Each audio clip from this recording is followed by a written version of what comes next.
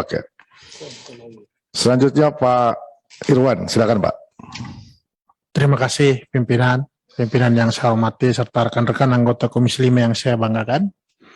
Yang saya hormati Dirjen Bina Marga, Dirjen Bina Konstruksi, Bapak Direktur, Bapak para pejabat Kementerian PUPR yang hadir pada rapat sore ini. Sebelumnya saya berikan apresiasi yang sebesar-besarnya kepada Direktorat Jenderal Bina Marga, khususnya pada Pak Dirjen dan jajaran, atas komitmen ya Pak Dirjen dan jajaran untuk menuntaskan jalan nasional, jalan dan jembatan ya, jalan nasional di Kaltim, di tengah yang sebenarnya 2 tahun ini kemudian ada fokus juga terhadap perintah Pak Presiden untuk membangun IKN. Tetapi saya lihat dan saya mengikuti ya sejak 2020, 2021 kemudian di 2002 ini, termasuk hari ini di bahan yang kita terima juga, bahwa komitmen Direktorat Jenderal Bina Marga untuk kemudian menuntaskan permasalahan jalan nasional di Kaltim tetap fokus gitu. Jadi ini yang namanya berkeadilan, jangan kayak sebelumnya yang tadi pemaparan beberapa direktorat tadi.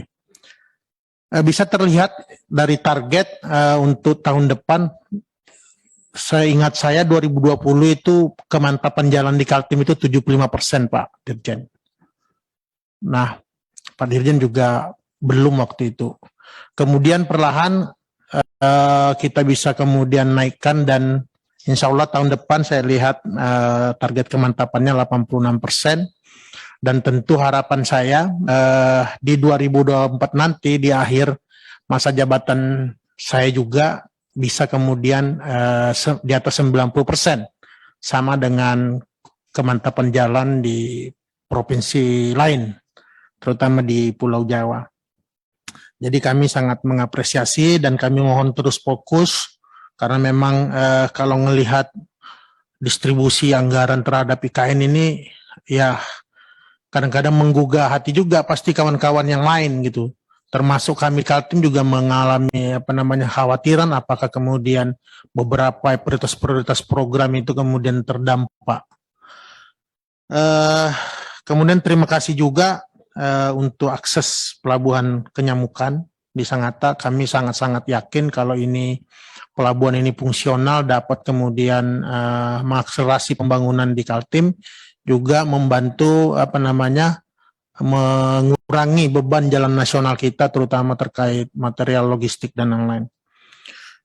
Kemudian untuk Bina Konstruksi, Pak Dirjen, terima kasih kemarin saya diundang bersama Pak Menteri, walaupun akhirnya saya juga batal.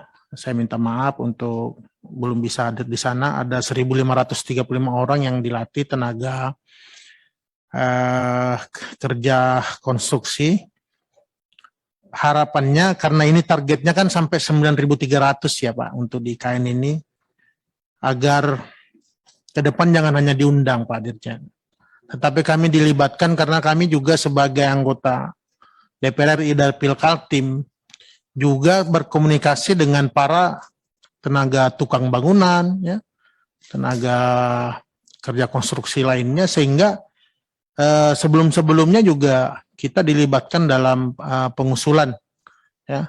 Kita juga sebagai anggota DPR RI dari sana sangat memahami juga sebaran ya. Kita juga bisa melakukan pengawasan apakah tenaga konstruksi yang dilatih ini tidak kemudian hanya mengakomodasi satu kelompok, golongan dan lain-lain, sehingga harapannya terkait untuk rencana 2023, saya lihat ada rencana 2.500 orang untuk pelatihan di IKN untuk tenaga kerja konstruksi, juga kita sangat minta dilibatkan, minimal jelas berapa yang kita coba usulkan dari 10 kabupaten kota untuk pelatihan ini, termasuk juga bukan hanya IKN tetapi yang vokasi sama Dukmennya juga kita bisa dilibatkan.